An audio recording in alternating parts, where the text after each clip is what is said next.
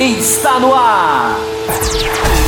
O mais tradicional podcast sobre corridas do Brasil. Os comentários e o debate sobre automobilismo de um jeito que você só ouve aqui. A partir de agora, Bárbara Franzin, Thiago Raposo, Diogo Gomes, Thiago Rosa e Fábio Campos apresentam Café com Velocidade. Café com Velocidade. A dose certa na análise do esporte a motor. Então vamos começar este bloco agora falando de Fórmula 1 e tivemos substituição no programa. Sai Bárbara Franzin, entra Thiago Raposo, ele que, segundo as boas línguas, as boas informações que temos de bastidores, voltará firme e forte na próxima semana falando de tudo e de todos. Thiago Raposo, já que você está aparecendo somente nesse bloco da Fórmula 1, seja muito bem-vindo ao Café com Velocidade edição 565. Me dá um panorama do que só você viu a respeito da prova de Mônaco da Fórmula 1. Muito obrigado, Thiago Santarosa. Um abraço aí para os nossos queridos ouvintes. Uma belíssima substituição, né? Diga-se de passagem, um reforço. Sai Bárbara Franzin e entra Thiago Raposo. Então, o time deu uma melhora aí nesse quadro da Fórmula 1. E sobre a corrida, né? O que é que só eu vi? Nós estamos já na quarta-feira, né? Os fatos já vão começando a fugir da memória. Mas, obviamente, eu vi e não me agradou muito. Não sei se vocês chegaram à mesma conclusão. Um Max Verstappen um pouco mais pensante, comedido, racional. Eu aguardava e esperava realmente que a recuperação e a subida e a escalada dele fosse tanto quanto mais insana do que realmente foi. Não sei se tem aí já uma certa pressão do pai ou do pessoal da equipe, do Marco, do Horner ou de quem quer que seja, ou se não, foi apenas uma coincidência, se foi apenas seria daquela forma de todos os jeitos, mesmo se ele não tivesse envolvido em nenhum acidente durante a temporada. Mas fiquei com essa pulguinha na orelha. Achei que foi muito, muito respeitosa a escalada dele. E eu imaginava algo mais agressivo ao estilo Max Verstappen. E eu acho que só, assim, para abertura realmente. E o resto a gente comenta e debate aí ao longo do programa. Bom, então como eu fiz essa abertura, vocês sabem muito bem que Diogo Gomes continua presente nessa edição. Infelizmente, Fábio Campos desfalca o nosso time de especialistas nessa semana especial aí com Fórmula 1 e Fórmula Indy, com provas realmente do ponto de vista histórico muito interessantes, porém do ponto de vista competitivo não tivemos tanta emoção. Então, Diogo Gomes, eu já quero trazer você para as nossas discussões, para trazer um assunto que até seria interessante Fábio Campos estar presente aqui para a gente poder levantar, porque levantamos essa bandeira ao longo do Café com Velocidade nas primeiras provas do campeonato e ninguém ainda parece que capturou esse ponto. O que os pneus estão fazendo de diferença esse ano para a competitividade, para como as provas são disputadas. Ninguém imaginava um domínio tão absoluto como o da Red Bull nesse final de semana. E aí não é por causa de questão somente aerodinâmica, é como eles calçaram bem esses pneus mais macios. Será isso ou você ainda tem alguma outra coisa que pode trazer diferente sobre essa discussão? O conjunto funciona muito bem, né? A Red Bull encaixou melhor com esses pneus hipermacios, acho que ficou bem claro, né? Mas assim, o conjunto deles como um todo encaixou muito bem. Os dois carros andaram bem demais, desde os treinos livres, né? Lideraram basicamente todos os treinos. Tinha essa, entre aspas, suspeita, né? De que eles estariam um pouco à frente, né? Até chegamos a comentar isso no último programa. Mas, enfim, não dá pra colocar nada como certo nessa Fórmula 1 maluca, que muita coisa muda de uma corrida para outra, né? É quase como se a corrida fosse específica, quase como se não existisse uma continuidade de uma corrida para outra. E essa foi mais uma corrida totalmente específica. Não bastasse já as características naturais dela, né? Que fogem de qualquer normalidade. E, enfim, eu acho que o ponto positivo é que nós tivemos uma Red Bull forte. É uma pena que o Max Verstappen tenha sofrido um acidente no treino livre 3, que limitou o final de semana dele como um todo em classificação, em corrida, mas acho que o Daniel Ricciardo, mesmo com todos os percalços que teve durante a corrida, conseguiu mostrar o quão bem a Red Bull esteve, né?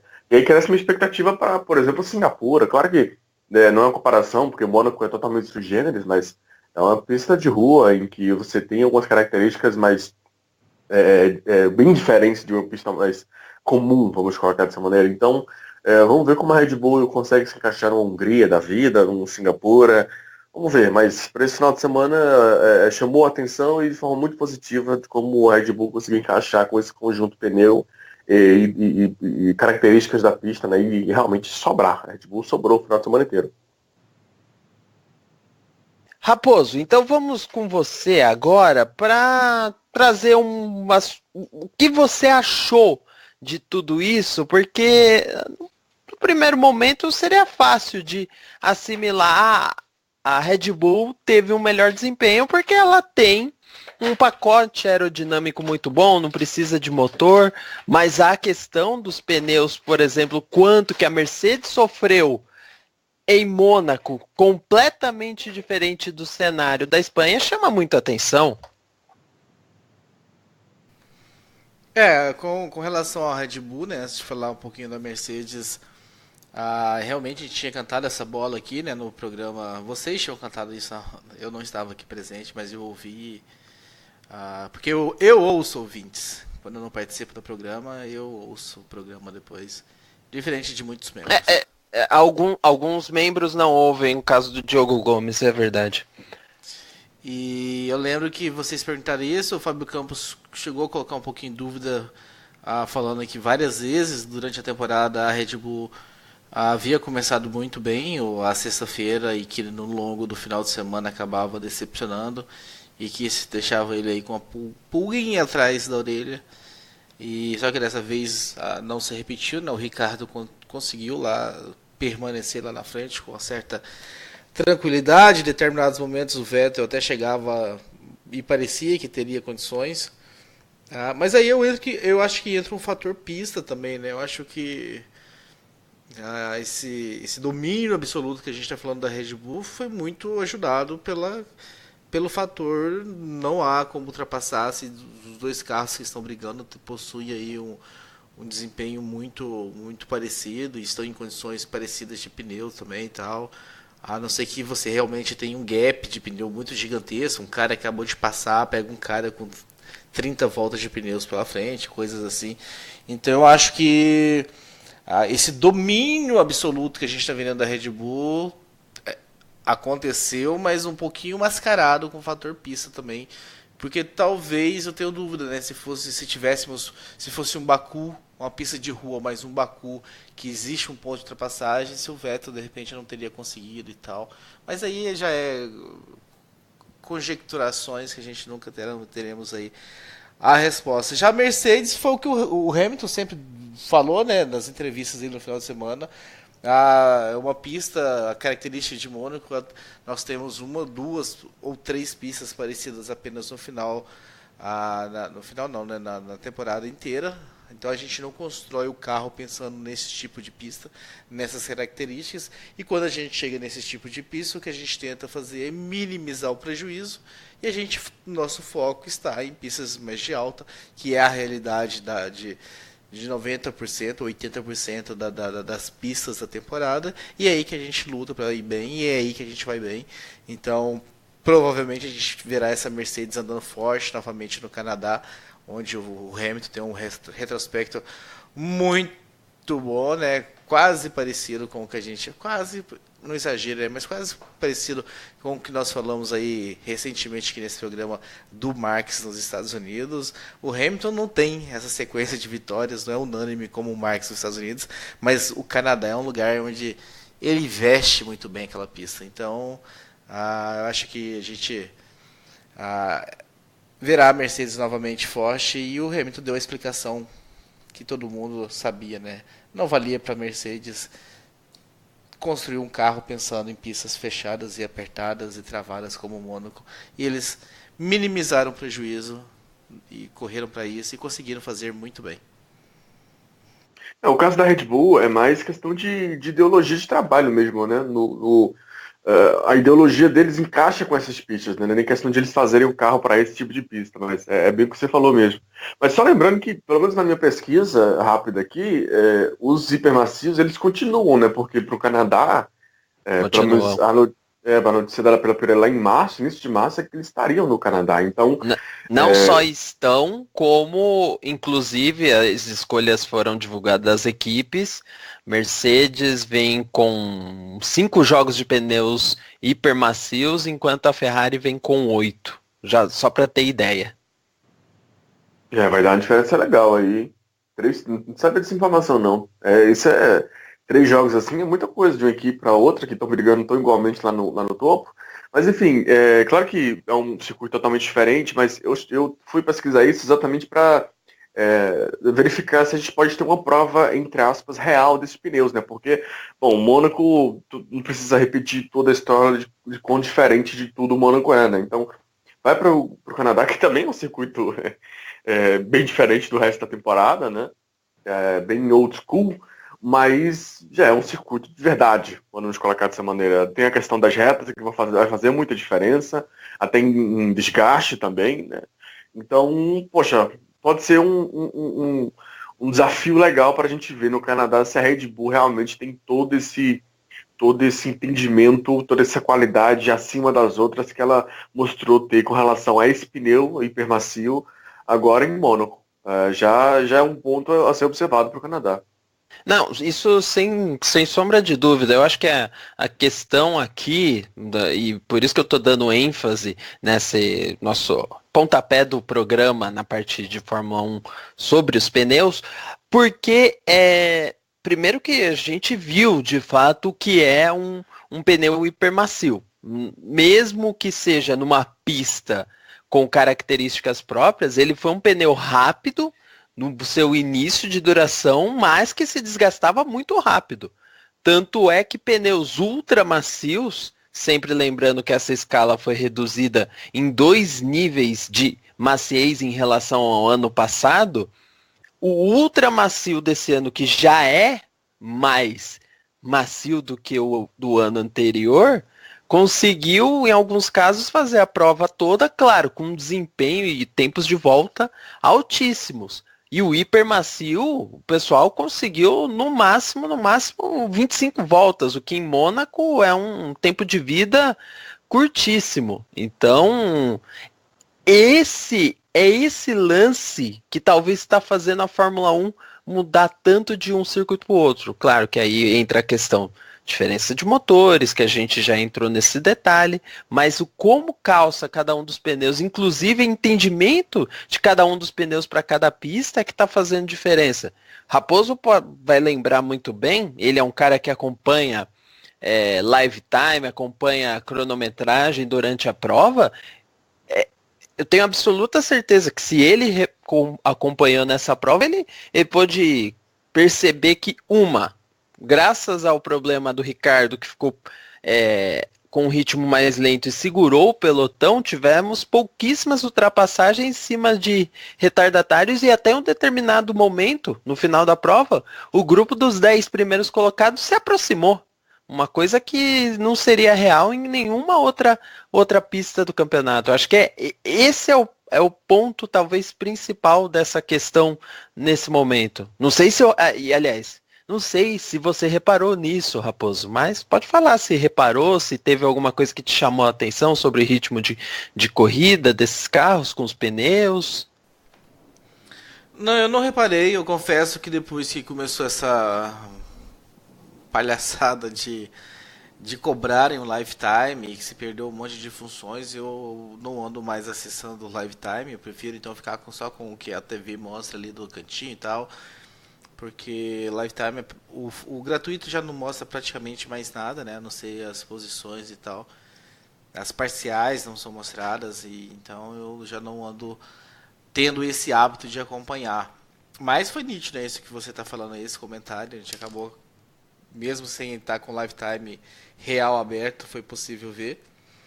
Uma coisa que eu percebi, né, que foi até, a gente comentou isso o ano passado, eu lembro, numa corrida, e que ia acontecer novamente, foi até, de certa forma, meio frustrante, como não houve ultrapassagem na largada, né, os 11 primeiros colocados se mantiveram nas mesmas posições. A primeira ultrapassagem foi, assim, de posições olhando, foi do Sirotkin em cima do Van Dorn, pela 12ª colocação. Então foi um começo meio xoxo, até na largada onde se espera ultrapassagens em Mônaco. Não teve incidente, né? Teve o Raikkonen lá perdendo um pedacinho de bico e tal, mas que continuou e tal, e não teve que parar. Gerou até uma amarela momentânea na primeira volta, mas nada mais do que isso. Então foi assim, a corrida meio chatinha, né? Como vocês já discutiram no bloco número 1 das 500 milhas de Indianápolis, que, aliás, se você ouvinte ainda não ouviu, né? Esse é o segundo bloco da edição 565. Na primeira edição tá lá, 500 milhas de Indianápolis. E Mônaco sofreu disso novamente, né? Eu acho, não sei se o Joe Gomes concorda comigo, mas de uma certa falta de ação, como se é esperado, como é de costume nas corridas no Principado. Eu concordo, sim. É Mônaco, né? É impressionante. É incrível como. Eu até tenho um ouvinte que nos escreveu, eu acho que o Rosa vai escrever mais à frente, que ele fala bem, ele resume bem o sentimento de ter pelo menos um mínimo ali de expectativa de, pô, será que vai ser alguma coisa boa? Não é questão de querer uma boa corrida em Mônaco, é questão de querer alguma coisinha, pelo menos. Essa coisinha talvez tenha sido entregue para o Verstappen. Eu até gostei da corrida dele. Eu não achei um Verstappen tão mais comedido. Eu achei ele mais comedido, é verdade, mas não tão assim. Eu gostei. Mas enfim, a corrida como um todo, meu Deus, foi um desastre. É aquele tipo de corrida que você assiste e parece que passou 5 horas e, sei lá, passou 15 voltas, sabe? E você fica, meu Deus, quando é que isso vai acabar? Quando é que eu vou ser largado dessa tortura? Mais uma corrida péssima em Mônaco e, enfim, é isso. Eu citei minha ideia, eu não vou nem entrar aqui pra gente não se alongar, mas eu citei minha ideia essa semana no Twitter. Mônaco não deveria ser corrida para pontuação de campeonato, não. Deveria ser umas 3 corridas no final de semana, tipo categoria de base. Aí faz uma pontuação separada, dá dinheiro para piloto, não sei, inventa um jeito aí, inverte grid. Faz uma corrida feita, já que ela é essencial para glamour, para marketing, já que se abre mão de um dia de treino, ou melhor, de se realoca um dia de treino só para fazer exposição de marca e tudo mais, então que se leve isso como um GP festivo, sabe? Colocar Mônaco para pontuação, enfim, é um negócio que eu nunca vou entender e jamais, talvez, vou concordar que continue acontecendo. Mas enfim, mais uma corrida bem, bem fraca. Mas aí é engraçado porque, bom, em alguns GPs, em algumas edições, a gente lembra de até algumas ultrapassagens, algum tipo de movimentação, esse mínimo possível que dessa vez nós praticamente não vimos, né? A grande ultrapassagem da corrida foi a manobra do Verstappen ali no final da saída do túnel, né? Inclusive gerou um pouco. É impressionante, não teve ultrapassagem nenhuma na corrida e a única ultrapassagem o pessoal já queria discutir se era para punição ou não. Nossa. Sim, minha sensação era, gente, aproveitem, porque não vai ter outra durante a prova. O pessoal esquece que é Mônaco, cara. O Mônaco não e tem que não forçar, tem não tem isso de botar de lado, não. E é porque a Fórmula 1 é muito leve, mas categoria de base, eles em Mônaco ultrapassam dando toque, cara. Bota de lado e dá toque. Vamos pra frente, é Mônaco. Não cabe 2 carros ali. Não é pra ter carro de corrida andando naquele lugar. Então, já não que mais, né? Os carros de hoje talvez não andem mais em Mônaco. Isso é verdade. Aqueles carros que não tinham tanto, como a gente falou no bloco da Índia, a questão da pressão aerodinâmica, né? Tão dependente dela, hoje em dia fica muita dependência e pouca possibilidade de ultrapassagem, né? É o que eu falo, a ultrapassagem no hairpin de Mônaco ali, ele... Em tese, toda ultrapassagem ali é ilegal. Porque um piloto, ele só ultrapassa ali, por dentro, que é a única maneira de ultrapassar, se ele literalmente forçar o outro piloto num guardrail. Numa posição de que, assim, ou o cara que tá por fora vira o volante, tipo trânsito, sabe? Tipo, tá bom, vai na frente que eu encaixo aqui atrás, ou ele vai no guarda-reio e pronto. Em tese seria uma ultrapassagem válida, se for olhar na base. Porque é Mônaco. A questão, por exemplo, de bandeiras azuis com relação à classificação é totalmente diferente. O acidente tá certo que foi no treino livre 3, né? Mas, por exemplo, o acidente do Verstappen, antes, na aproximação dele para a curva, tem um carro lento. Meu Deus, ele tira um fino de um carro de uma maneira impressionante, mas aquilo ali se passa porque é Mônaco. Então, regras são diferentes. O pessoal tem que entender isso. Não sei se regras são diferentes. Talvez criar regras realmente de fato diferentes, né? Enfim, eu entendi o seu ponto, mas deixar claro o que pode e o que não pode. Eu acho que esse comentário do Diogo foi até baseado no questionamento do Michael Knopak, né? Ele pergunta aqui se existe alguma possibilidade de Mônaco sair do calendário. Aí ele fala, né? Acredito que a manutenção de Mônaco, calendário, se dá apenas no status, porque para a corrida a pista não está mais oferecendo emoção. Aliás, o Knopak também menciona, né? A corrida morta. Aí o Leclerc bate no Hartley e o que a direção faz? Virtual Safety Car. Perder a chance de juntar todo mundo e colocar fogo na corrida. Ele até pergunta, colocar fogo na corrida não afirma isso. Mas do jeito que a gente viu ao longo da prova, juntar o grid todo não ia colocar fogo nenhum na corrida. Que é curioso isso, né? Mesma sensação também do Marcelo Cesareno, que mandou que a corrida foi ruim como ele esperava, o Ricardo mereceu a vitória, mesmo com a falta de potência, ele não foi ameaçado pelo Vettel. O Hamilton dando 56 voltas com pneu ultra macio é muita coisa e pouco produtivo, e ainda o Virtual Safety Car para completar. Thiago Raposo, Virtual Safety Car, você quer comentar sobre este ponto da corrida? O Fábio Campos, que era o nosso especialista, e amante do Virtual Safety Car, talvez fosse mais interessante ele estar aqui, mas eu vou falar sobre o acidente em si, né, que aquele ponto nós já vimos vários acidentes, né? O Karl Wendlinger, mais recentemente o Pérez, quando corria de Sauber, bateu forte ali também. E o Leclerc, interessante, né? Como a câmera lenta mostra como foi a tentativa desesperada dele de evitar o choque com o Hartley, jogou no guarda-reio e tudo mais, mas não foi possível, acabou que o choque aconteceu. Apesar que o Fábio Campos... É bom que o Fábio Campos ele defende uma coisa e ele se contradiz pouco tempo depois, né? Porque existe-se uma razão para se colocar um virtual safety car, existe uma razão para se colocar um carro de segurança real. Aí eu lembro que em determinado momento dessa discussão, eu não lembro se foi o Diogo ou se foi um e-mail, acho que foi um e-mail de algum ouvinte que falou assim, nesses momentos eu acho que deveria ter colocado a bandeira vermelha, que foi o que eu achei também.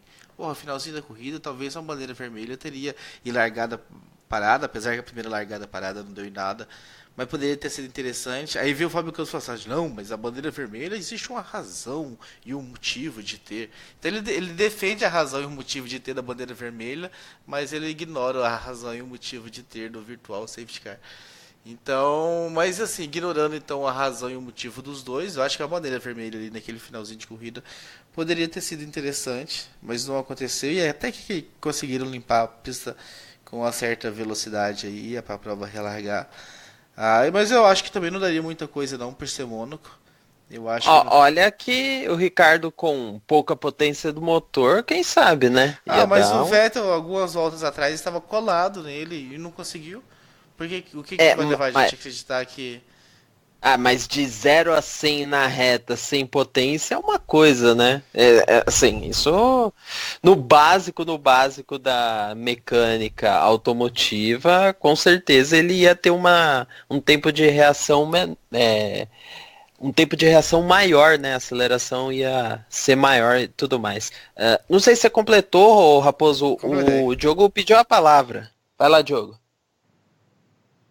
Então, eu tava pensando sobre isso ali. Eu eu não sei se encaixaria um safety car de fato, além do objetivo de juntar o pelotão, né? Porque o Leclerc ele passa reto, né? Vai naquela famosa área de escape ali.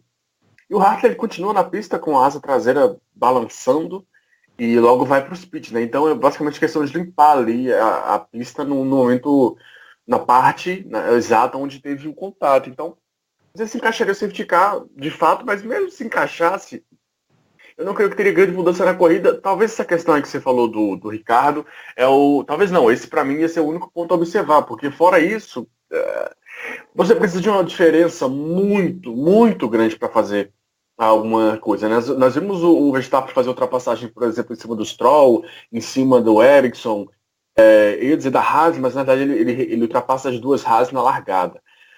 Mas assim, ele estava, além de ser um carro muito mais rápido que a Williams, ser um carro muito mais rápido que a Sauber, foi no final de semana especificamente em que a Red Bull estava andando 3 décimos mais rápido que Ferrari e Mercedes.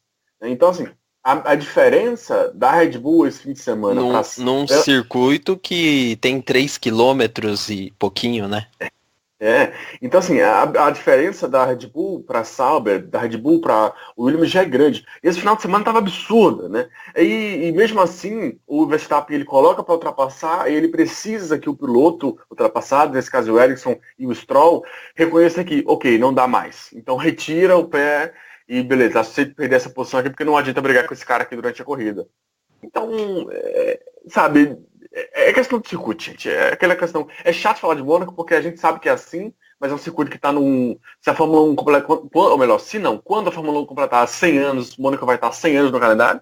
Então, não tem por onde correr. É tentar aceitar isso, diminuir a expectativa em cima dessa questão e, para não perder o fim de semana, tentar ir nessa ideia de, sei lá, de glamour ou de história. O Ricardo se coloca num grupo muito seleto de pilotos que venceram em Mônaco, né? E com a pole dominante que ele teve. Aí você vê a questão também de que há poucos anos atrás, em 2016, se eu não me engano, ele teve a chance de vencer e por erro da equipe acabou perdendo. Enfim, toda essa aí tá uma questão legal. Agora, eu acho que Mônaco ela tem que ser analisada, infelizmente, de uma maneira muito... com expectativas, com objetivos muito abaixo do que a gente analisa numa pista comum, porque nem é uma pista de corrida, né? Essa é a realidade. Talvez você ficar ali nem fizesse tanta diferença. Se pudesse ser colocado, acho que seria válido por essa dúvida ali com relação ao Ricardo e ao Vettel. Não acho que daria muita coisa, no final das contas, porque a maneira como o Vettel estava totalmente apático é porque, assim, para ele estar apático daquela maneira é porque ele realmente não tinha pneu mais. Mas, enfim, talvez tivesse alguma mudança ali no final. O Vettel Safety Car criou essa questão toda negativa em cima dele, só veio para colocar mais um ponto negativo em cima da corrida que já não vinha sendo muito animado. Para fechar esses comentários a respeito da corrida em si de Mônaco, Pedro Henrique Tamerão mandou corrida no padrão de Mônaco. Alonso querendo estar na Indy, Leclerc dando muita sorte, até mencionando o acidente que a gente falou agora. E o Jailson fala, todos os anos, na semana que antecede o GP de Mônaco, se repete um sentimento que tenho relacionado a esta corrida. Um misto de esperança com expectativa. Ela vai aumentando na medida que os dias passam e se aproximam da prova. Vem classificação. Sempre muito importante. Na verdade, para mim, a mais importante do ano. Até o momento da largada, que é o ponto alto deste sentimento. Mas aí começa a decepção. Volta após volta, até que acaba com uma sensação de revolta. Por que você se permitiu passar por isso novamente? E acabo jurando que ano que vem será diferente. Mônaco não me engana mais. Até começar tudo de novo nas semanas que antecedem o próximo GP. Bom, essas são as sensações que a gente recebeu aí por e-mail, mas temos também perguntas. Thiago Raposo está sedento por perguntas. Ele quer responder perguntas. Então, vamos pegar o Ricardo, o vencedor da corrida, aproveitar o Jailson Fernandes, esse momento sentimental dele. Ele falou como é bom ver o Ricardo vencer, ainda mais nessa pista que ele já deveria ter vencido anos atrás. E aí ele pergunta para Diogo Gomes. Então, vou passar para Diogo Gomes. Por quê? mesmo com a perda de potência do motor da Red Bull, Vettel não tentou, não conseguiu ao menos incomodá-lo. E eu adiciono mais uma coisa, Diogo Gomes. O Verstappen, mesmo quando tinha motor, ainda não conseguiu andar no mesmo ritmo do Ricardo, entre aspas, mesmo ritmo, melhor, dizendo mais rápido que o Ricardo. E aí? A comparação do Verstappen com o Ricardo, eu não sei se funciona muito bem, porque eles passaram a corrida inteira em estratégias diferentes, né? Eles literalmente usaram os pneus em posições contrárias, um primeiro de hipersoft e outro de ultra, e depois inverte. E claro que o Ricardo estava com a cara pro vento, né? Ele poderia editar ali o ritmo dele, até ter problema com a unidade de potência na volta 25, não, acho que 35 mais ou menos. E o Verstappen estava no meio do tiroteio ali, tentando sobreviver de alguma maneira no meio daquela bagunça. Então, a comparação de ritmo entre os dois, não sei se fica muito, sabe? Talvez alguns pontos ali da corrida a gente pode pegar como amostragem e tentar fazer, mas no geral não sei se funciona. E sobre Ricardo e Vettel, bom, o Ricardo estava com um carro muito mais rápido no final de semana. Ele, né, pessoalmente, performance dele mesmo, incrível, perfeito, basicamente, o final de semana inteiro. O Vettel, em mais no momento em que a Ferrari sofreu com os pneus, principalmente os hipermacios, assim como a Mercedes. E depois na mesma estratégia do Ricardo, né? O Vettel para na 16, o Ricardo para na 17 para poder responder a parada do Vettel, e assim eles vão de ultramacios até a prova. E o Vettel não tinha mais ritmo. Mesmo quando o Ricardo começa a ter os problemas, que é quando tem o rádio, né? A Ferrari dá uma animada no Vettel, do tipo, vai para cima, porque, sei lá, o motor dele vai pifar de uma hora para outra aí. E o Vettel vai para cima, se aproxima, e depois quando fica ali ramelando a um segundo dele, um segundo, não consegue nada, e depois essa diferença começa a aumentar. E ali fica bem claro que ele não tem ritmo para isso. Tá? Numa pista normal, talvez tivesse, porque numa pista normal você vai considerar, por exemplo, uma reta como a de Barcelona, ou, sabe, uma curva super de alta em que ele possa tentar alguma aproximação ou algo do gênero, mas em Mônaco você não vai ter espaço para isso. Então, a velocidade do Ricardo, mesmo com a questão do problema dos pneus, e aí quando eu digo velocidade do Ricardo, eu coloco o conjunto Red Bull nesse final de semana, mas a performance pessoal, a performance em si do Ricardo, somado ao fato de estarem mesmo em estratégia, de desgaste de pneus, de o Vettel não ter opções de ultrapassagem, até que, a menos que o carro da frente realmente estivesse muito, muito, muito abaixo, aí acabou gerando isso. Num circuito normal, a coisa poderia ser bem diferente, acho até que seria. Mas em Mônaco, infelizmente, esse tipo de coisa pode acontecer. Eu até achei, me veio na cabeça muito, eu não vou lembrar o ano, mas a cena clássica do Senna segurando o Mansell em Mônaco. 92, obrigado. Eu até achei que, poxa, será que quando a volta 40 mais ou menos, quando tinha uns 5 problemas que rolou o rádio do Ricardo, falando com relação ao problema na unidade de potência, eu falei, poxa, acho que ele vai perder muita velocidade e vai chegar um ponto que vai ficar um negócio meio dramático, porque não tem como ultrapassar. E vai ficar um negócio meio dramático, vamos ver como é que ele segura, porque isso aí era a volta 35, 40 e até 78, como sempre vai, né? Então, mas não, o ritmo que ele perdeu não foi tão grande, a diferença era basicamente em questão de reta. Mônaco e reta, nós sabemos que não fazem parte da mesma frase, então ele conseguiu com muitos méritos a vitória, sem dúvidas. Mas assim, quando começou o problema, eu imaginei tons meio que milagrosos, sabe? Tons espetaculares, de meu Deus, inacreditável que ele vai conseguir segurar o Vettel. 10 voltas depois, a realidade já bateu na minha porta e falou, tá, não é bem por aí. E essa realidade, ela seguiu até o final da prova, porque o Ricardo só manteve um ritmo, o Vettel não conseguia nem se aproximar, e aí, desse jeito, a gente foi até o final da corrida.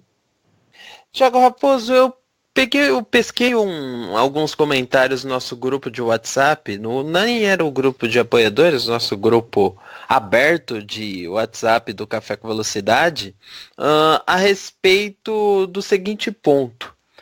Uma prova que o Verstappen não se destaca e o Ricardo vai tão bem é algo muito bom para o Ricardo, para ele se valorizar e ser olhado de uma outra forma. E num outro fórum de discussão, as pessoas ainda tendem a convencionar o Ricardo como um piloto coadjuvante. Será que há alguma mudança de status nesse momento, com 6 corridas do campeonato, uma segunda vitória do Ricciardo, de uma forma tão dominante, sem cometer os erros que são fatais em Mônaco e fazem, por exemplo, um Verstappen não conseguir nem de perto chegar numa disputa com ele? Essa afirmação, o Verstappen nem de perto chegar a uma disputa com ele, é bem relativa, né? Porque não, é o que se esperava, né? Que o jeito que você falou parece uma decepção. O Verstappen, nossa, nem chegou. Era o esperado. Se o Verstappen chegasse, é que a gente estaria mais assustado ainda. Na verdade a questão é classificação, né? Que ele não consegue disputar, mas tudo relacionado com um erro no treino livre 3 que impede que ele consiga fazer isso, né? Não foi um erro mecânico, na verdade foi um erro do piloto e a equipe não teve tempo de aprontar o carro. Aí, pelo menos, reside um pouco dessa decepção de resultado dele ao longo do final de semana. E muita gente acabou reforçando que, mais uma vez, ele cometeu um erro em Mônaco. E aí isso já começa a pesar. Depende pra quem tá na balança fazendo a medida, né, pra saber ou pra afirmar que isso começa a pesar. Será que pra ele realmente tá pesando? Não sei. Já vi ele dando de ombros tantas vezes com críticas e outras coisas aí. Tenho minhas dúvidas se pra ele tá realmente pesando. Agora, para as pessoas que de repente gostam de ficar na balança fazendo as medições, talvez esteja realmente pesando. Sobre o Ricciardo ser coadjuvante, eu também não sei, me pergunto para quem, né? Porque eu acho que lá dentro da Red Bull não é este sentimento que tem. Eu acho que o pessoal da Red Bull conhece muito bem a qualidade que o Ricciardo tem, então esse papel de ser protagonista ou coadjuvante ali dentro, eu acho que a gente está falando mais também de fóruns, de fãs e de pessoas apaixonadas do que lá dentro. Eu acho que lá dentro, eu acho que os dois cada um tem o seu peso e pesos respeitados, muito bem respeitados. Se não me engano, e aí eu nem sei se eu estou dando um spoiler, mas foi a primeira vitória do Ricciardo largando a primeira fila, não tem? O JF não veio com uma Sim, é isso mesmo. enquete É isso mesmo. Com essa tempos estatística. atrás. Qual que era a estatística? Ele nunca tinha vencido largando entre os 3 primeiros? Ou era entre os 4 primeiros?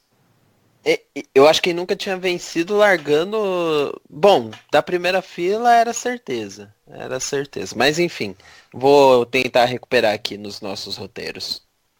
Mas, então temos aí uma coisa inédita, né? Eu reparei bem a hora que ele venceu, eu lembrei da estatística do JF. O JF aí, sendo lembrado pelas pessoas, né? É um cara muito participativo num grupo específico aí do Café com Velocidade, que eu não vou falar qual, mas ali ele participa muito ativamente e está sendo lembrado aí também pela participação no programa aqui, com as estatísticas dele. Mas só finalizando então essa questão do Ricciardo versus Verstappen, protagonista versus coadjuvante e tal. Eu acho que lá dentro da Red Bull não tem muito isso. Eu acho que lá dentro da Red Bull sabe muito bem do talento de um do outro, sabe da capacidade do Ricciardo. E eu acho que se o Verstappen, de repente, às vezes parece ter um pouquinho mais de privilégios e tudo mais, é que talvez o Verstappen está num momento de que precisa um pouco mais de atenção realmente do pessoal ali, pela baixa experiência, pela baixa idade. E o Ricciardo é um cara que já se sabe virar sozinho. E às vezes, de repente, esse tratamento da equipe dá essa impressão de ter uma diferenciação entre coadjuvante e protagonista, que eu acredito não existir. Diogo Gomes? Não, eu não acho que existe questão de protagonismo nem de uma parte nem da outra. Na verdade, talvez exista das duas partes, né? Porque são pilotos muito parecidos, só que de forma diferente. Olha que frase confusa, mas o que eu quero dizer é, cada um tem sua característica, mas faz com que sejam pilotos aguerridos, pilotos que sabem fazer ultrapassagens, pilotos que vão para cima e que às vezes cometem erros por conta disso. Mas aqui são pilotos assim, muito bons de assistir, de serem assistidos, sabe? De você acompanhar e tudo mais. Então, não vejo porque existe aí algum privilégio por parte X ou Y, acho que não. Eu pedi a palavra mais para falar sobre o acidente do Verstappen, porque, cara, me doeu o coração de uma maneira inacreditável quando ele sofreu aquele acidente no terceiro treino livre, porque estava se desenhando uma briga entre esses dois que poderia ser algo bem épico, em termos de classificação principalmente, porque eles andaram a diferença de milésimos nos treinos livres, né? Diferença de milésimos. E aí quando tem um acidente de terceiro treino livre, que é muito próximo da classificação, e pelo acidente que ele teve, que em 2016 ele já tinha sofrido um bem igual, quase um replay, inclusive. Aí foi. Aliás, desculpa interromper, Diogo. O Instagram da Fórmula 1 sobrepôs não. Colocou uma imagem em cima da outra dos dois acidentes. Se não fosse o halo, algumas pessoas falariam que é o mesmo acidente. Né, sem dúvida. Mas é o tipo de acidente ali daquela curva ali. Acho que tem um do Van Dorn, não sei se é ano passado, acho que é ano passado também, que se pegar e botar esse replay deve ficar quase isso também. Porque o tipo de acidente ali é bem característico, né? Só aquele toquezinho a mais pra dentro que o pneu bate no guarda-reio totalmente sem controle e aí não tem o piloto fazer. Mas sem aquele acidente, a gente tava com tudo desenhado, todo o script já prontinho para ter uma briga assim épica entre esses dois, porque ia ser questão de milésimos da classificação entre eles dois. Mercedes e Ferrari não foram páreo, não pareciam ser páreo e realmente não foram na classificação. Então ia ficar muito entre esses dois. E aí quando o Verstappen não vem para a classificação, cara, aquilo ali, um pouco da animação, ou talvez a grande animação, ou o grande ponto de conversa e de discussão do final de semana, talvez ele foi perdido ali naquele acidente no terceiro treino livre.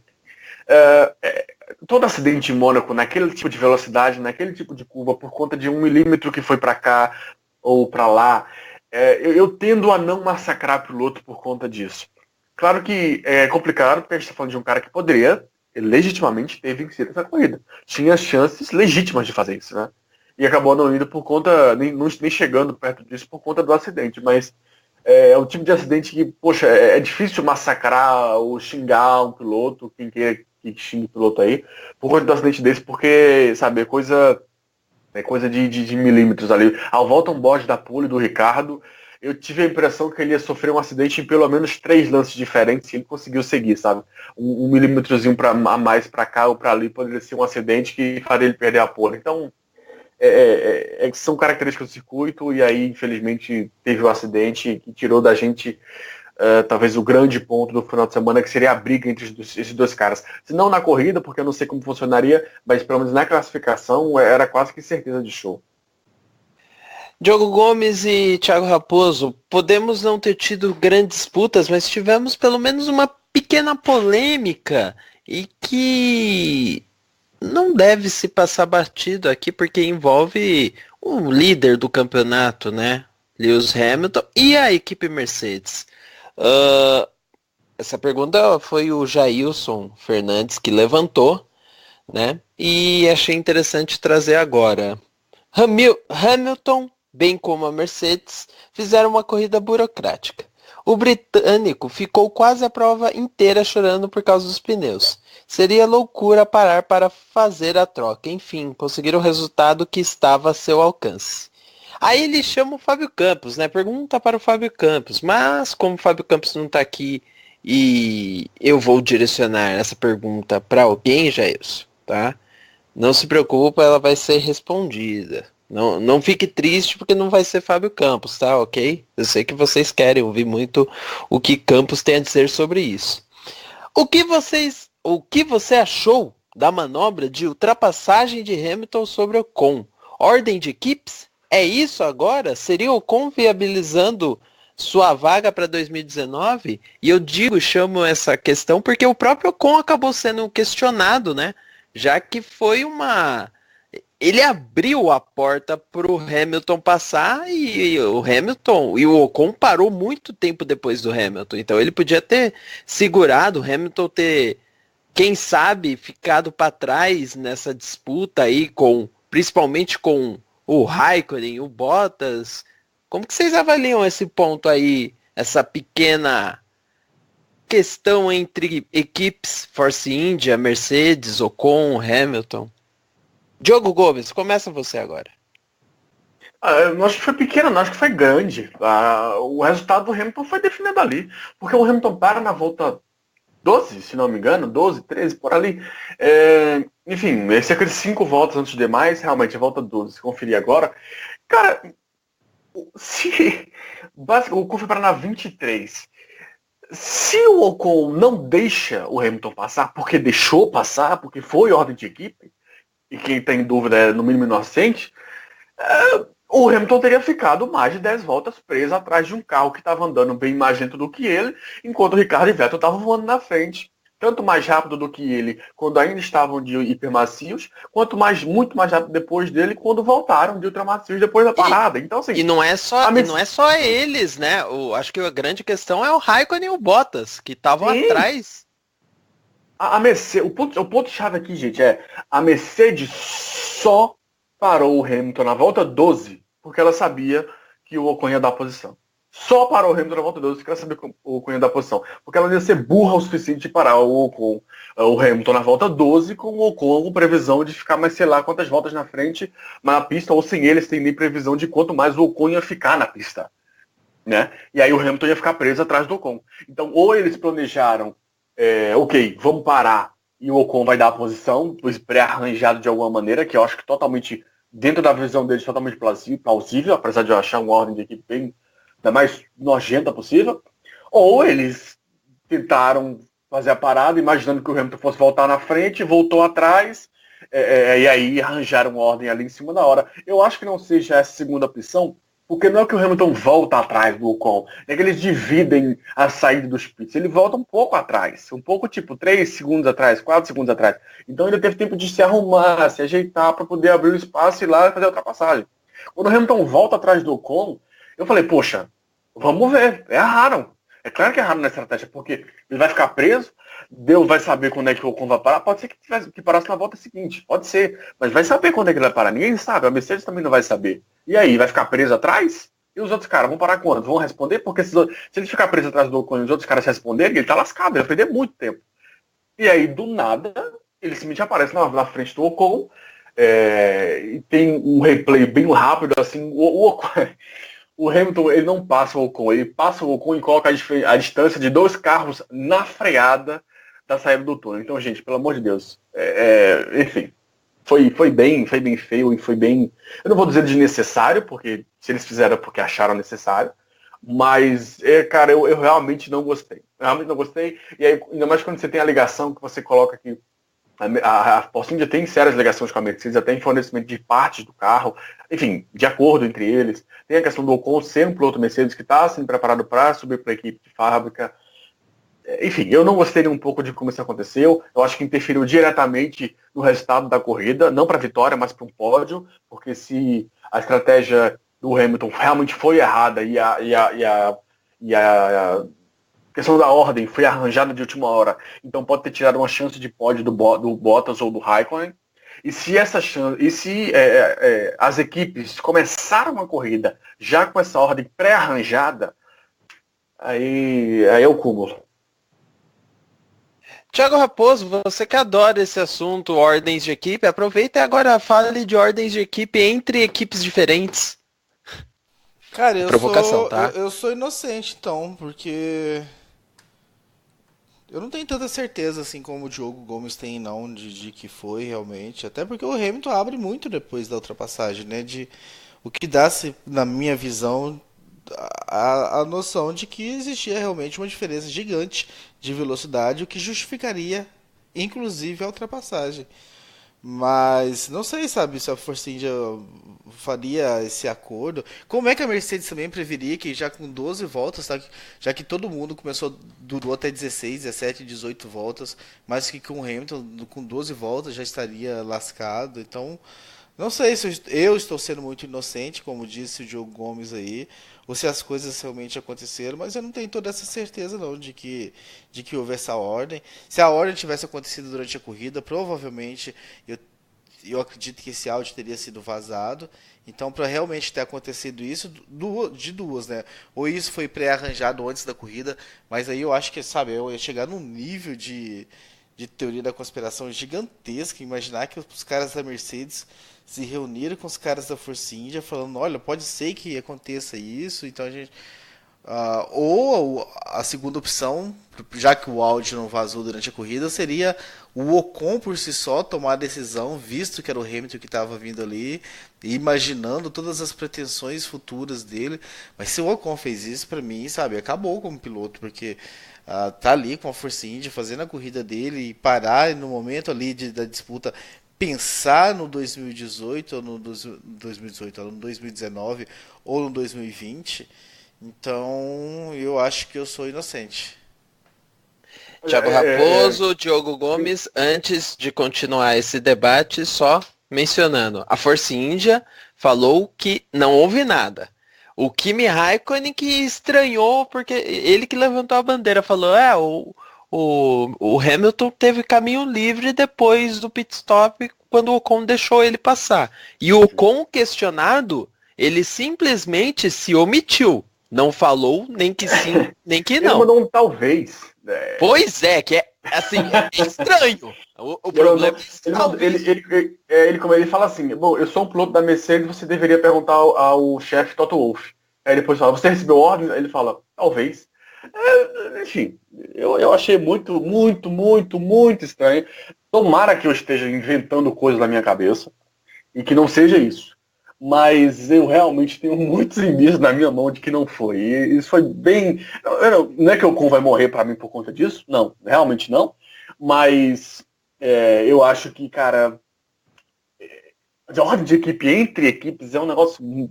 É forçar muito a barra, sabe? Mesmo sendo bom, é forçar demais a barra. Demais mesmo.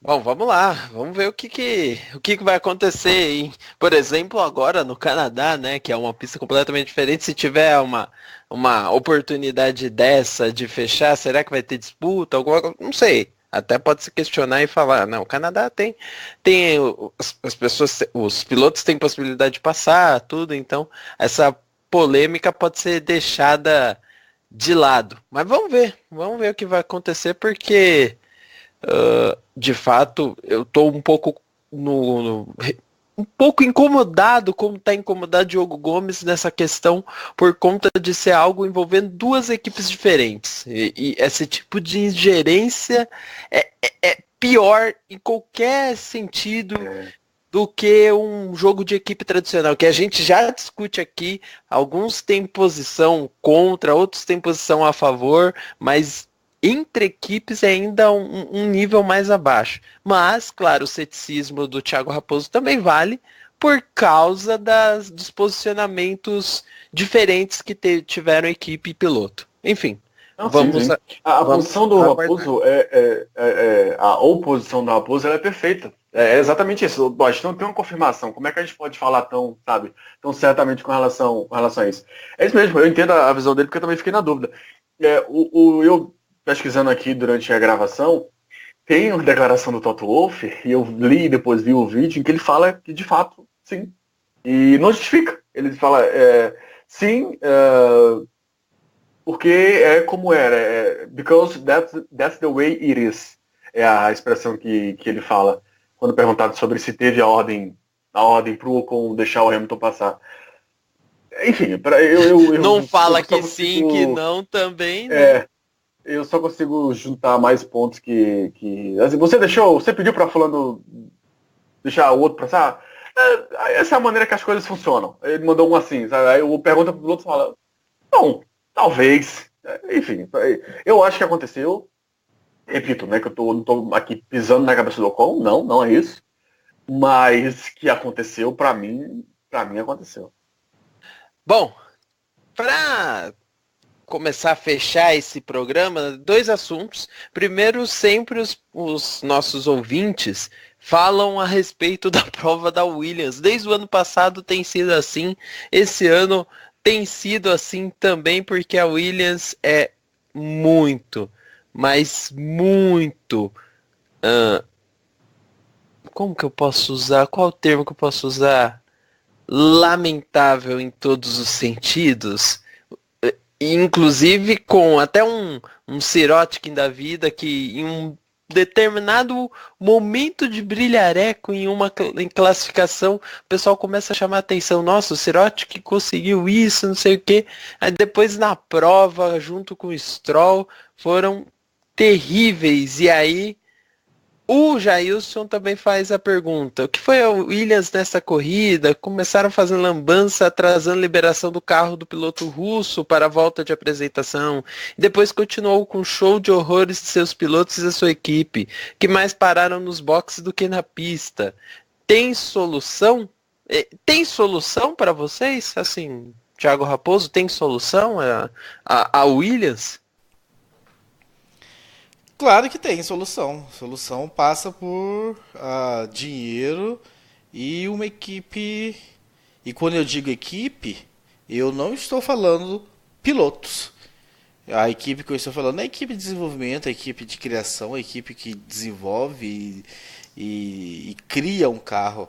Eu, sinceramente, o pessoal, daqui a pouco eu vou ser expulso desse podcast aqui por tantas opiniões contrárias ao que nós recebemos aí. Mas eu, sinceramente, neste momento, eu acredito que Sergei Sirotkin e Lance Stroll têm pouca culpa nesses resultados que estão acontecendo. Mônaco teve a questão do acho que o Sirotkin toca o guarda-reio, né, e o pneu lá fura e tal, e tudo mais. E teve as punições também, né, de ter mexido no carro depois dos 3 minutos para largada e tudo mais, que atrapalhou muito o Sirotkin. Mas o carro tá cagado, gente, sabe? Não há o que... Que isso? Cagada não pode, né? O carro está ruim, gente. Então não há, sabe, o que Stroll e Sirotkin possa fazer para... Tá um outro piloto ali mais experiente, o Felipe Massa ali talvez estaria andando 1/10 mais rápido do que os dois, mas que no final das contas não resultaria absolutamente nada. Em vez de terminar uma corrida 58 segundos atrás do líder, terminaria 50 segundos. Então, obviamente, ter pilotos é importante. Pilotos bons, pilotos que tiram as coisas do carro, mas para mim o problema da Williams de 2018 passa longe dos pilotos. O problema foi de concepção do carro, foi problema de grana que deve ter faltado para ter os melhores profissionais, e surgiu esse carro que está lá, e aí os pilotos que também são pilotos jovens e toda uma mística em cima, né? Um russo e um canadense que tem dinheiro, aí fica parecendo que a culpa é deles. Para mim não. Para mim a culpa é do carro. Se tivesse ali sentado um outro piloto, até chutando o balde, se fosse um Fernando Alonso que tivesse sentado ali, talvez ele terminaria 2 posições à frente do que termina o Stroll ou o Sirotkin, ou 3, mas não muito mais do que isso. O que na atual conjuntura e com os resultados que eles estão obtendo, não seria também nada extraordinário. Talvez aí nos pontos chegaria aí na maioria das corridas. Diogo? Olha, assim, eu acho que tem a parte dos pilotos e tem que ser levado em conta, mas o ponto aí que eu concordo com a linha do Raposo é você precisa pelo menos ter uma base de equipamento para você pedir alguma coisa do piloto. No momento que a equipe não tem uma base de equipamento, pelo menos, sabe, entrega um carro que consiga fazer alguma coisinha, e aí você vai lá no piloto e fala, me entrega alguma coisinha pelo menos, mas quando você tem um carro que não entrega nada, é difícil cobrar isso do piloto. Eu acho que eles não estão entregando 100%. Acho que algum outro piloto com um pouco mais de classificação, um pouco melhor qualificado para encaixar melhor a frase, poderia estar entregando alguns décimos a mais, ou uma posição ou outra a mais aqui e ali, mas o conjunto, né, carro, piloto, equipe, não funcionou, né? E hoje, no dia que estamos gravando, nessa quarta, saiu a notícia que eles quebraram um acordo com o chefe de aerodinâmica, né, o Dirk De Beer, que também já foi da Ferrari e tudo mais. Ferrari e McLaren não me lembro agora, mas acho que Ferrari. Então, enfim, assim, o conjunto como um todo não está funcionando, a equipe está uma bagunça. Ano que vem vai perder o patrocínio da Martini, esse é o último ano. Então, cara, sabe, é só colapso, e eu não vejo nenhum tipo de melhoria chegando. Então, é uma situação complicada. E aí, quando o coitado do Sirotkin consegue fazer alguma coisinha aqui e ali a mais na classificação, que não é para meu Deus, mas que pelo menos foi algo a mais do que vinha sendo feito no ano até aqui por ele ou pelo Stroll, a equipe faz o papel patético que fez de segurar o carro do cara mais na preparação ali pré-prova e ele ser punido. Eu nem entendi, na realidade, até no Twitter eu tava comentando durante a corrida, como assim? O que o Sirotkin fez de errado? Porque o Sirotkin, ele ganha, como o Raposo citou no início do programa, ele ganha uma posição em cima do Van Dorn. Aliás, meu Deus do céu, Van Dorn. Enfim, e aí eu falei, pô, será que ele forçou em cima do Van Dorn? Será que ele fez alguma coisa assim, por isso foi punido? E aí até um ouvinte do café, eu não vou lembrar, eu não lembro de nome de ninguém, desculpa, gente. Mas, ele fala assim, não, é porque a Williams fez a bagunça antes da corrida começar. E eu falei, pô, é verdade. E, sabe, então, nada funciona. A previsão é só que piore e piore. O Sirotkin fala que o pior ponto da equipe em 2018 já passou, mas eu não sei até que ponto ele pode encher o peito para dizer isso. Então, é uma situação muito complicada, ao ponto de a gente chegou pelo menos eu cheguei, sei lá, para segunda-feira antes da corrida, né, da semana da corrida, e já tava falando assim, tá bom, e a Williams, e aí? Vai ser 17º, 19º, 20º, sabe? Essa é a posição da Williams hoje. A Williams hoje é, de fato, a pior equipe do grid, atrás da Sauber, inclusive. Pois é, Williams está mal, a gente sabe, e eu, de certa maneira, concordo com vocês na questão da equipe ser a principal responsável. Eu já tenho falado há um bom tempo sobre isso, e até também coloco uma questão para se pensar. O que fez o Paddy Lowe aceitar uma proposta da Williams? Será mas eu não sei se ele aceitou não, né? Até onde eu sei, ele virou moeda de troca, né? Exato. Então, assim... ele não tinha escolha. Pelo Bottas?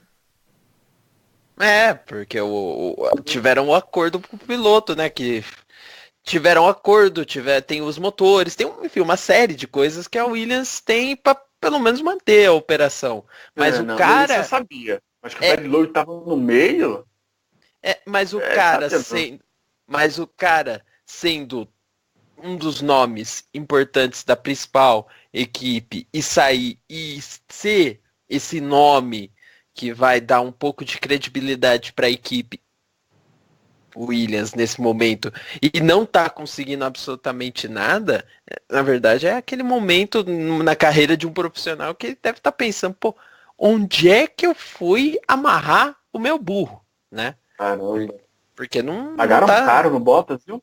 Não tá pagaram dando. muito caro no Bottas. Valorizaram demais. E aí a gente pensa que cada vez mais, né, a discussão é sobre Ricardo na Ferrari ou na Mercedes já estava com o James Allison, né? Tem. O Alisson entrou, acho que foi no início do ano, ainda não tinha, o Rosberg ainda não tinha se aposentado, tudo mais. Mas ainda assim a conta do Lowe, o Paddy Lowe indo para Williams pode ter crescido monetariamente, mas em questão de sucesso profissional, com certeza não, né? E eu acho que esse é o meu ponto. Tá valendo a pena isso para ele? Tá valendo a pena para Williams também ter ele? Enfim, esse é o meu questionamento. Como para fechar... Desculpa interromper pela milésima vez nesse programa. Você pode interromper a hora que você quiser, Diogo.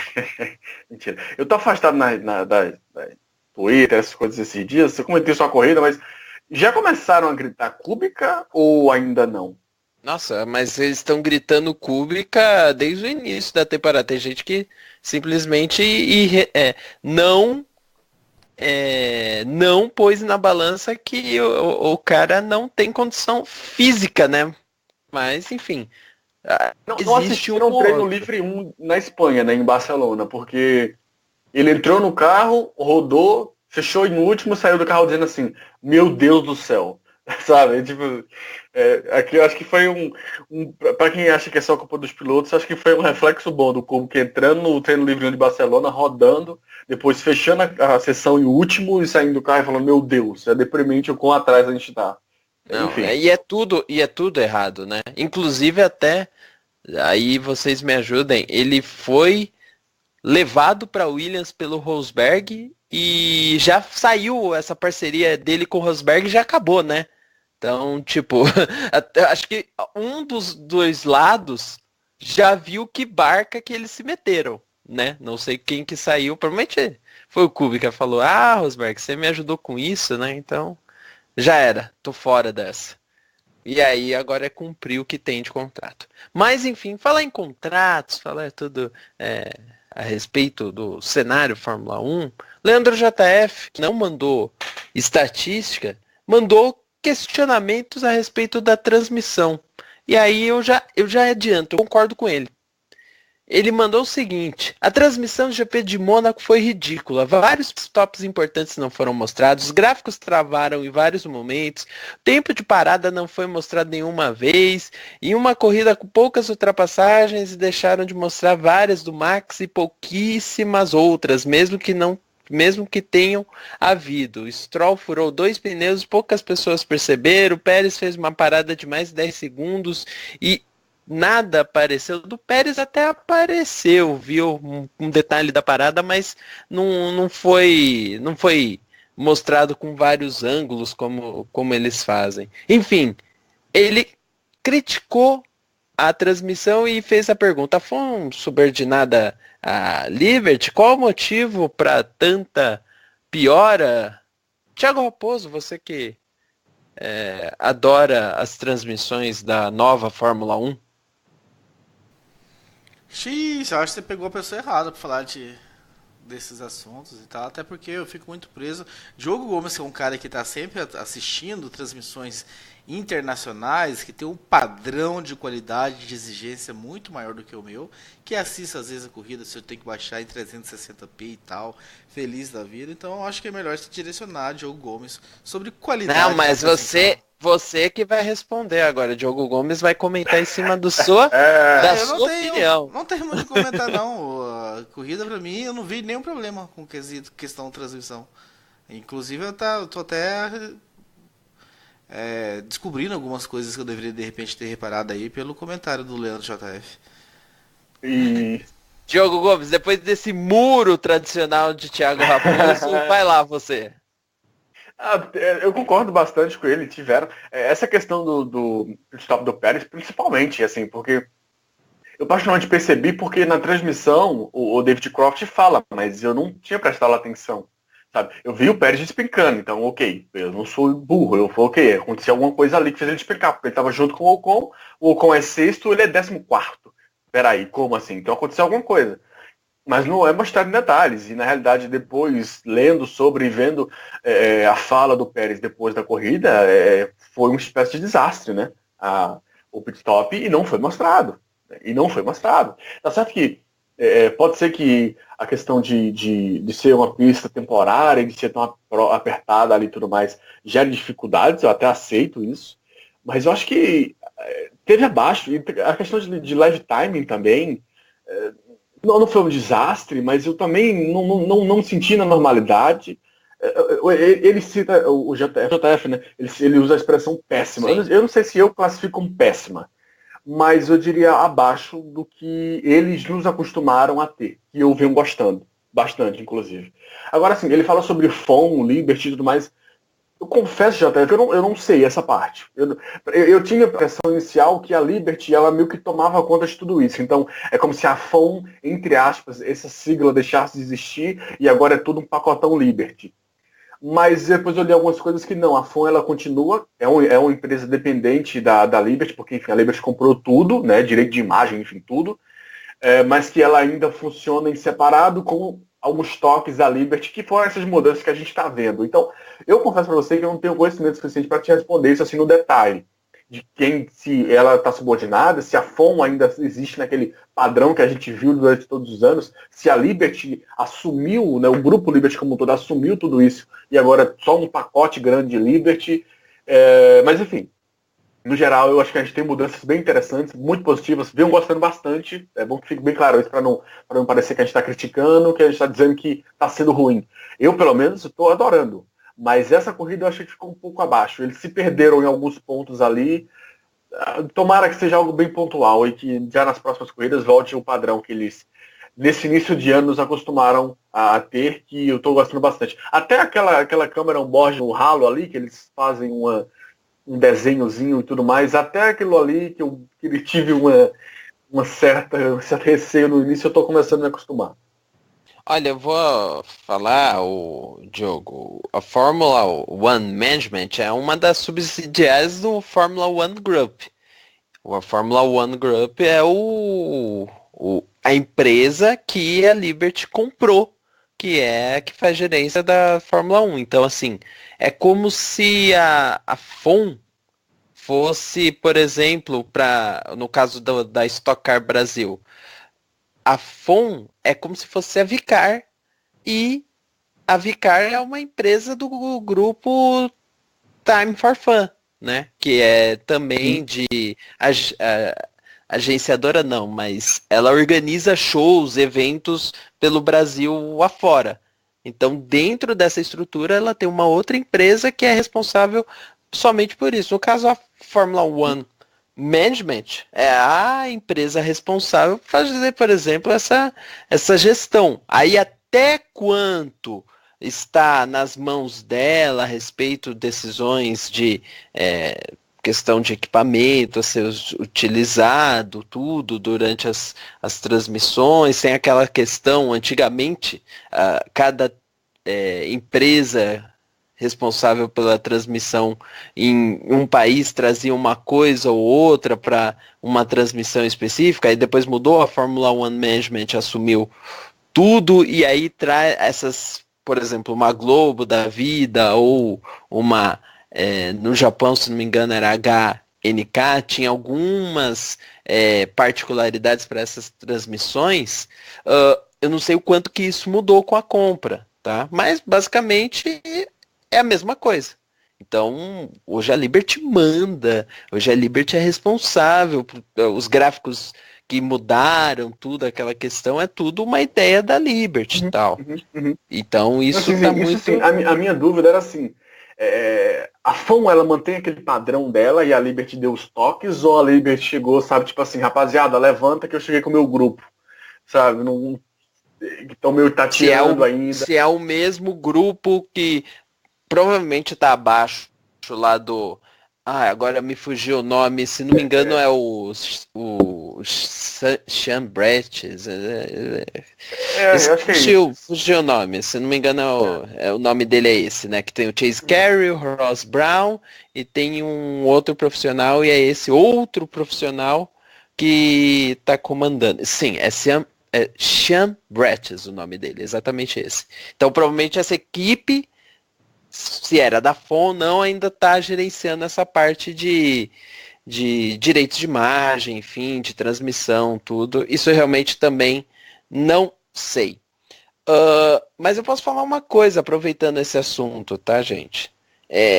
Assistam, por exemplo, uma transmissão do Atlanta Braves de beisebol, o canal deles. Vejam um show da Live Nation. Procurem ver transmissões da Time Warner ou com o selo Viacom.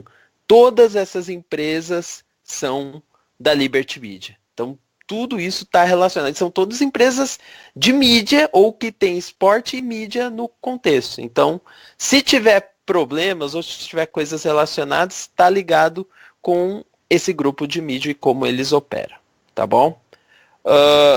Acho que encerramos por aqui, né, Diogo Gomes e Thiago Raposo? Vocês querem deixar um último recado antes de fechar? Eu sei que Raposo falou aqui nos bastidores, não, estou satisfeito, falei tudo que eu queria. Diogo Gomes quer também?